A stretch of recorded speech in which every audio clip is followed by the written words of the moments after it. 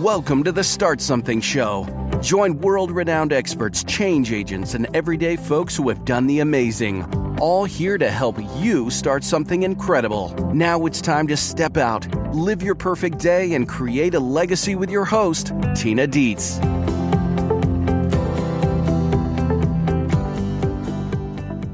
Hello. This is Tina Dietz. Welcome to the Start Something Show.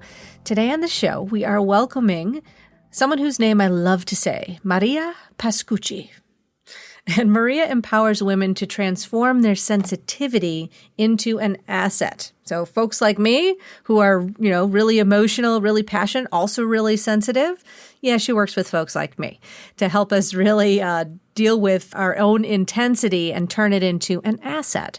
So if you are a highly passionate, highly sensitive person, you're definitely going to want to listen.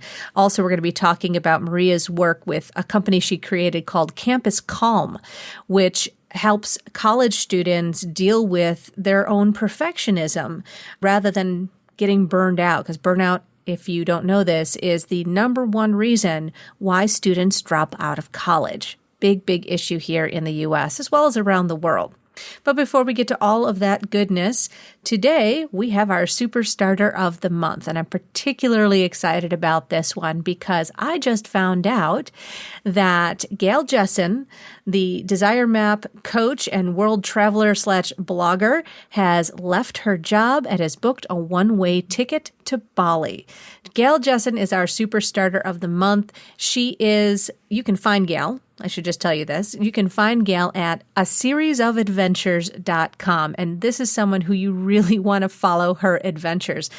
Gail's story is absolutely amazing. She was working for the university system for many years, overachiever, working hard, nose to the grindstone, ended up basically burning out her adrenals and getting Hashimoto's syndrome.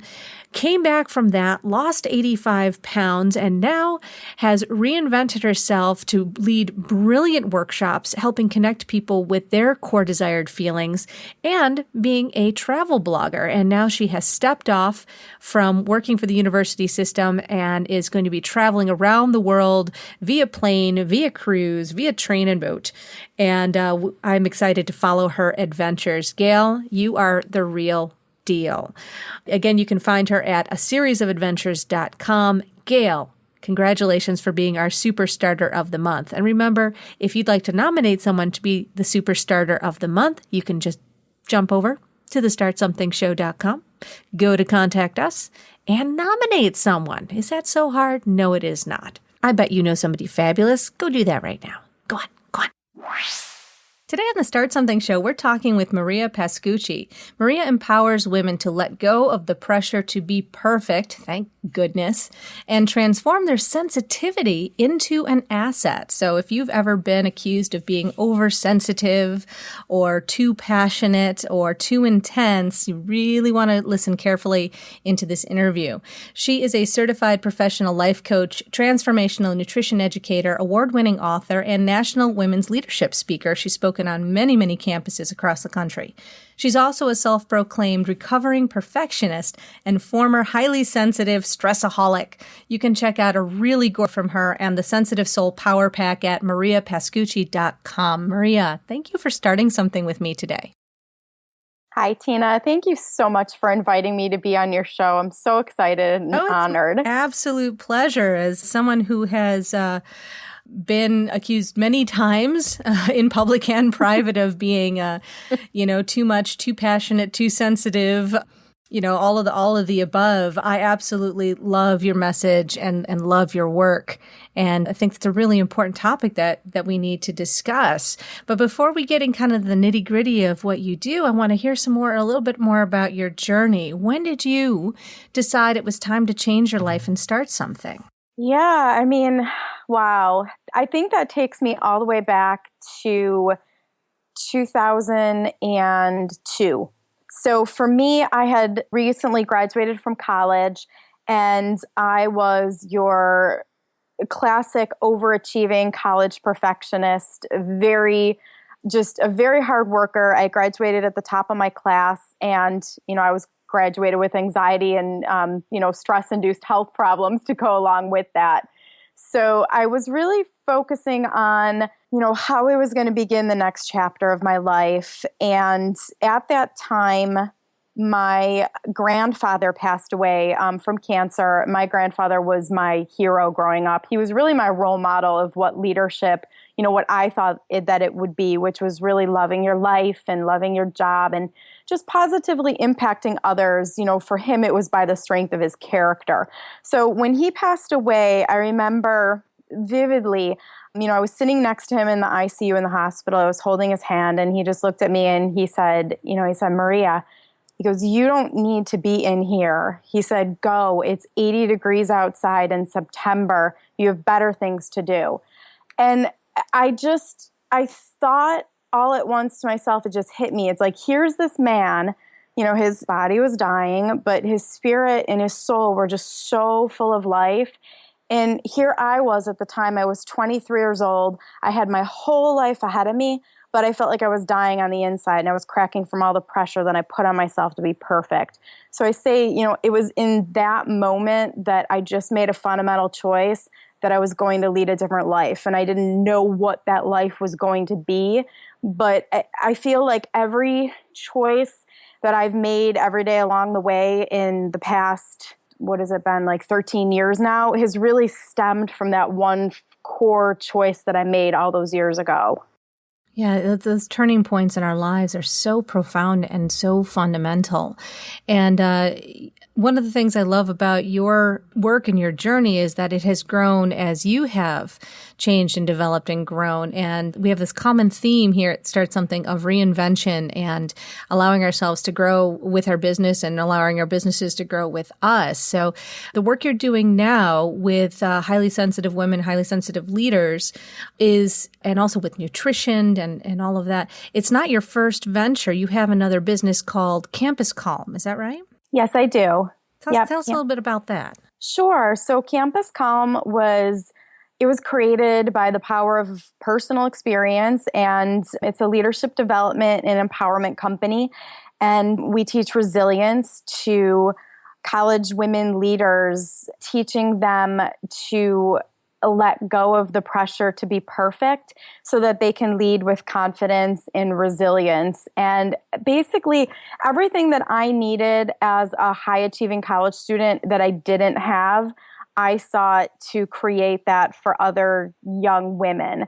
So in that business, I spent nearly 9 years now speaking on college campuses across the United States, primarily speaking at women's leadership conferences and women's empowerment events for young women, which, it's been so gratifying to me, especially when I receive the email messages and, just the one-on-one feedback from young women who just, they come up to me in tears and they say they have just been told to excel and push and get straight A's and be the best their whole lives. And they're doing it, but the downside is, if you look at the statistics from the American College Health Association's National College Health Assessment, the downside is that the numbers of college women experiencing overwhelming anxiety, stress, just burnout, exhaustion they're just sky high. So what I see is, I didn't really set out to do this, but when I launched Campus Calm, I was just I wanted to create a space for me to share my message and also kind of heal from what I had experienced. And I kind of stumbled upon what I call one of America's best kept secrets, and that's that America's highest achieving college women, that they're at risk too, and they're at risk for the unrealistic expectations that they and the world place on themselves to be perfect. And this continues, throughout our lives. So then how did the Campus Calm then become a bridge to what you're doing now? Yeah, so through my journey with Campus Calm, I was experiencing a lot of chronic health autoimmune issues, multiple food allergies, chemical sensitivities, endometriosis. And as I was, navigating being a speaker and being a leader and running a business, I was simultaneously doing that with trying to create a life for myself and a business that would allow me to take really good care of myself as being a highly sensitive person. So when I, really decided that is how I wanted to take a shift and start coaching women who are highly sensitive, it kind of formed in a similar way with Campus Calm. It was me along my journey and then realizing that the legacy that I wanted to start to leave now was, for other women, and giving them permission that it's okay to be who they are. Like for college women, it was putting on this perfectionist mask and trying to be perfect and having, looking polished and everything's put together and the GPA and everything. And what I'm seeing as the similarities between Campus Calm and then what I'm transitioning into now with sensitive women is that at the heart of it, it's this feeling that who you are is authentically not good enough. So you put on this mask and suppress your emotions and then attempt to be someone that you're not. Mm-hmm. Exactly. And that incongruency in our identity is fundamental. You walk around feeling, we talk about imposter syndrome. And I think the imposter syndrome is less that we, walk around, people say imposter syndrome is, you feel like you don't know what you're doing. But I think the truth of imposter syndrome is we walk around not being who we actually are. We do know what we're doing. We have expertise. We have the knowledge. It's just the delivery of that is not consistent with who we really are, our values, our sensitivities, as you say, and all of that inside. Do you agree? I do. And I think, and it does stem from a young age where for me, I was teased as a kid for having acne, and, I kind of learned at a young age that it wasn't safe for me to be who I am. I had to look perfect in order to gain love and acceptance and approval from others. And with a lot of my sensitive clients, and, and including my own experience, it was this, you kind of grew up hearing, God, you're so sensitive, you're so emotional, you're such a drama queen, like toughen up, stop being such a girl and all of that. And you begin to, toughen up, which is kind of putting on that mask, that perfectionist mask, and kind of covering right over who you authentically are in order to gain love and acceptance and approval from other people. This topic is very near and dear to my heart, as I mentioned. So I really want to dig into this. Now, when we're dealing with this issue of sensitivity and being sensitive and having strong emotions as a leader, even being physically sensitive as well. And a number of the folks who've come on to the show have, including myself, have expressed that, we deal with a number of, physical, mental, emotional, what the case may be, issues that, while it doesn't impact our brilliance, may, impact our functioning on a day-to-day basis. But why do you think it is that there's this reaction to people having strong emotions when they're in a position of leadership? Yeah, that's a great question. I think traditionally we have, we kind of have had a narrowly defined definition of what leadership is, and which centered on kind of this masculine vision of leadership, which is, very strong and authoritative. And while that certainly is a part of leadership, I think along the way, a lot of the feminine attributes have just kind of been, scuffed or dismissed or looked down upon. So I think in some ways women are afraid to, it doesn't mean that you, in the middle of like some boardroom meeting, you just burst into tears and start sobbing. But if you, but if you want to infuse passion and emotion into what you do, that actually is, it's a leadership strength, in all areas of your life. And it's really important for me to say that for leadership, I'm really talking about your ability to lead yourself and to lead others toward positive, proactive change in their lives. And that, by leadership, yes, being the CEO of a Fortune 500 company or running for office, that's all part of leadership, but that's not necessarily just what I'm talking about. Good. So just a broader definition of leadership that includes self-leadership. Yes. Being in your community, or being a leader in your family, a leader in your own well-being, and all of that. Yeah, because it is. It's who we are, not necessarily what we do. That doing is the extension of who we are. Right. Now let's talk about some of the things you do. You also work with the nutrition end of things as well. I do. I graduated from the Institute of Transformational Nutrition. So I do have a certification in that. And I work with women on the holistic, approach to wellness, which is the science, psychology, and spirituality. So we can take a look at when you are most connected to your intuition, what does your body really crave? When you are coming from a self-loving place, what kinds of foods could you choose that, are in alignment with that sort of thing? I think that women, we intuitively know what is for our highest good. And a lot of times we just kind of like forget that, or we numb emotions, with food, with a number of different things. So really helping sensitive clients, like myself, who may be experiencing, certain health issues. Obviously, I'm not a doctor, so I'm not going to, diagnose and treat you. But at the same time, there are so many things that you can do nutrition-wise to really, bring your body back into balance and give it the energy that it needs to be at its best. Yeah. I often say that your body is the vehicle that you're driving as you're, looking to accomplish what you really want to accomplish in life. So you got to, treat it like a very, finely tuned Maserati. You can't treat it like a beater. Right. Exactly. And now I'm not, you are actually far, far better at this than I am, mind you, as I've seen some of your recipes and some of the things that you whip up. And it's really amazing, the creativity that goes into the cooking. 'Cause I know a lot of this is born out of your own experience. Now, share with us kind of going back to your own journey, developing these businesses and going on this journey while you're also dealing with, your physicality and some of the challenges you had along the way.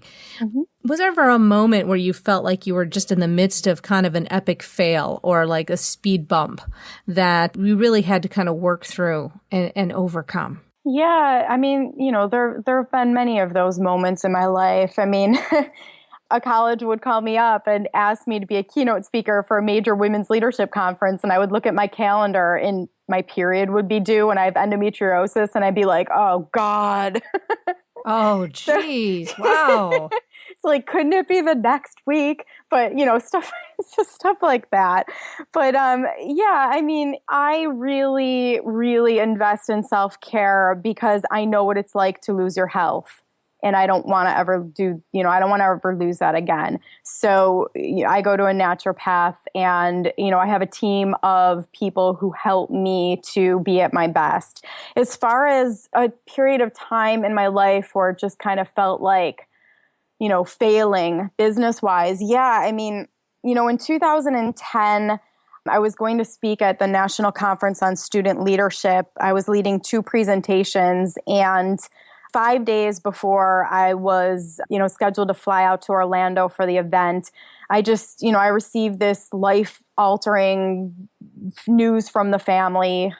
Family was in crisis, and my hypersensitive body just went nuts. And, I was experiencing all this anxiety. I couldn't sleep. I was scared to death. And I was leading with fear, instead of love. So I flew to Orlando to lead the presentations. And I in order to protect myself, I put on my perfectionist mask. I say like no emotion was coming out of me and no emotion was going to reach me. And when I led one of the presentation, it was called When A Equals Anxiety. So I had a packed room of students from all across the country. And I'm talking about the importance of taking care of yourself and getting enough sleep and Oh, no. kind of lecturing. And here I looked like I hadn't slept in days because I hadn't. And I wasn't brave enough at that time to be real about it. So they totally called me out on it. I mean, the anonymous feedback forums were like, you're such a hypocrite. And, wow. Yeah, they're going to be honest with you. That's for sure. Yeah. Oh, yeah. And they were. And it hurts, especially for somebody who is a recovering perfectionist. It hurt, but at the same time, it was really a blessing because it helped me to break through a little bit more of my own perfectionism. And when I started speaking again on college campuses, I was honest. Like I even shared that story with other college students on campuses and just said, look, if you want to lead, do it authentically and do it honestly. I mean, obviously it doesn't mean I have to stand up on stage and give the gory details of what was going on in my family that was causing this, but just to be authentic about it instead of just, covering it up with this perfectionist wall.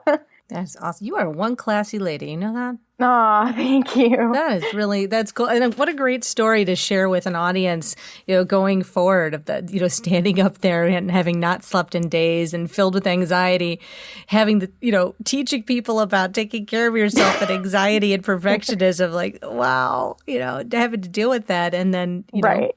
And now you get to, now you have another tool in your toolbox. Yes. To use that. But, what I really admire is that you have used these experiences as fuel. And that's what we always want to share with our Superstarter tribe here is to use our failures as fuel, to go to that next place. Now, what about a favorite moment, a win, a moment of triumph, the feeling like you had arrived? Oh, like I had arrived. Okay. Or something of that nature. Yeah. Okay. So, I have a couple of those moments. So one is actually just recently I spoke at Chadron State College in Chadron, Nebraska, for their Women's Leadership Week. And I led 5 presentations on their campus. And rather than, perfecting and scripting and memorizing and all those things that I used to do in the past, I just, I had the PowerPoint presentation and, I had a structure, but I just let myself be in the moment with them and not be perfect, be myself. And even during one of the presentations, I led it was an impromptu 5-minute guided visualization with the girls. And, it brought them to tears. And it was because we were connected and I was trusting my own intuition on what they most wanted and needed in that moment, rather than, it's like you can't, when you're trying to be perfect, you're covering up your power source as a woman and as a leader. And in my case, it is my sensitivity. It's the love and the vulnerability and the compassion that usually just gets completely erased when I'm trying to be perfect. Yep, exactly. Now, for all of our folks out there who could self-identify as highly sensitive, what would be some things you would recommend, on their journey that they do to kind of come back to themselves and start to appreciate this part of themselves? Yeah. I think the first step truly is it starts with the fundamental choice. So for example, if you wake up in the morning and you go about your day thinking, my God, being a sensitive person, it stinks. I wish it wasn't so emotional. I wish that I could just cover this up and all that. You can create your day and you can go along and you could collect evidence to support your viewpoint that being highly sensitive is this bad thing. And it kind of can just reinforce your belief. Whereas if you wake up, how would your day be different if you said, being a highly sensitive person is a gift and it's a beautiful thing and I get to share all of this love and compassion and, show up with my intuition and just serve others from this authentic, joyful place. How would that make a difference not only in your life, but in your leadership journey, and then you get to collect evidence throughout your day of all of the reasons why being a highly sensitive person is a beautiful asset instead of like this liability that so many of us have come to kind of just accept as truth. I love it. I love it. We're always looking for evidence anyway, so why not look for the evidence that supports the good stuff instead of the negative stuff? Yeah. Be really and being conscious of that. Beautiful, beautiful advice. Thank you. Thank you for that. Now, what's coming up for you next on the horizon? Like, what's happening? What are you creating? I see the videos of you kind of cooking up some stuff in the kitchen and then having conversations with people about, healing and leadership. And you're extremely articulate. So what's coming up on the horizon for you? Oh, I do love the idea of cooking in my kitchen and having talks about leadership. That sounds like a great plan. So for me, I launched my brand new coaching business and my website, and I'm coaching women in one-on-one packages to start off, as I'm really just looking to go deep with clients, really see, what it is that they most want. And then, once I get a greater handle on that, then, I can start to develop some maybe like group coaching programs and products and all of that sort of thing. So right now I'm just, I'm building it one step at a time with as much kind of like feminine energy as I can, instead of like planning like I used to do. Yeah, I hear that. Sometimes you just got to, know that you've got the plan and just create. And go with where your intuition leads you and really, really trust that. Are there any books, well, I'm sure there are, but are there any books that you could recommend? I know you wrote a wonderful book for Campus Calm, and we'll have the link to that on the show notes page on the website, along with your link backs to your website and other information. So remember that, Superstarters. You don't have to write this down. We've got all there on the website for you. But besides that, any books that you would recommend that come to mind to support people in coming to terms with their sensitivity, whether it's on a health basis or an emotional basis or business or anything? There's a few books that come to mind immediately. One is, Dr. Elaine Aron, Aron, she's a PhD, and she really just popularized the phrase, the highly sensitive person. So her book, I'm actually looking at it right now. It's The Highly Sensitive Person, How to Thrive When the World Overwhelms You. I also love the book. It's called Self-Care for the Self-Aware.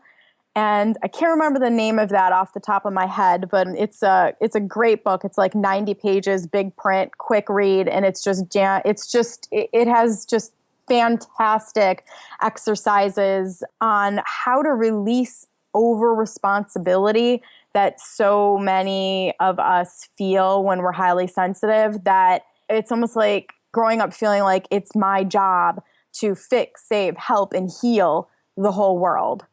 And, coming to terms with the fact that, and this is the beautiful thing of coaching, once I got my coaching certifications and really began to gain experience as a coach, really learning that rather than, helping and saving and fixing other people, I have the opportunity to partner with them in a coach-client relationship, and I get to empower them to change their own lives. And that's made a huge difference. Yeah, it's a real privilege and a real honor to partner with people at that level and to have their listening and their trust. I kind of view it as, very sacred on many, many levels. I know you do too. It is. Yeah, it is. Well, my dear, I would love to know, now you've already reinvented yourself and put yourself through whatever you needed to do to reclaim your health. You've done all these things already. So my question to you is, if they were all gone, if everything you had created was gone and you woke up tomorrow and you had to start it all over again, and you had the knowledge you have now, but you didn't have your resources like your website or your history of credentials and all of that good stuff. But what would be some of the first things that you would do, first steps to start something all over again?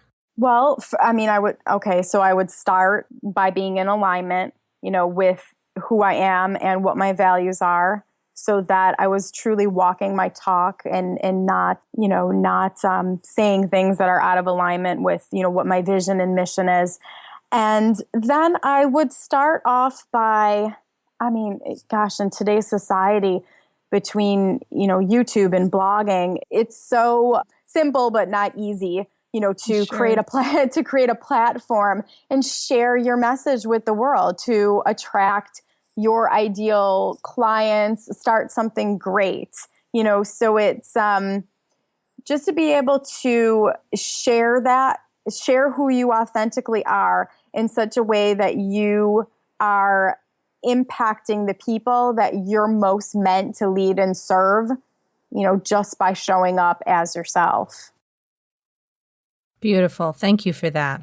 Thank you for that. Yeah. And that's one of those stepping out and leading with our voices and our authentic message is probably the greatest gift that we can actually give the world. At least I believe that for sure. Now, Maria, thank you so much for being on the show today. You're going to stick around. We're going to talk more about what it is to be sensitive and some things we can do around that to make it our greatest asset. You're going to stick around for the backstage pass? Sounds good. I'm excited. Great. Very good. Thank you so much. And Superstarters, you're going to want to join us for the Backstage Pass with Maria Pascucci. And you're also going to want to check out all of her information, including her TEDx talk that you can find links to at thestartsomethingshow.com, along with all the other goodies we talked about today, links to the books, links to the websites, links to all the information, as well as more information about Maria. And of course, a replay of the show you can access at any time. We will see you on the Backstage Pass. And we will also see you on the Start Something show next week. Have a great week. Start something with purpose. Start something with freedom. Start something now. Go to thestartsomethingshow.com, join our community of superstarters, and get your perfect day planner pack, a free resource to help you create the life you've dreamed of living. Take action now, and we'll see you for our next exciting episode.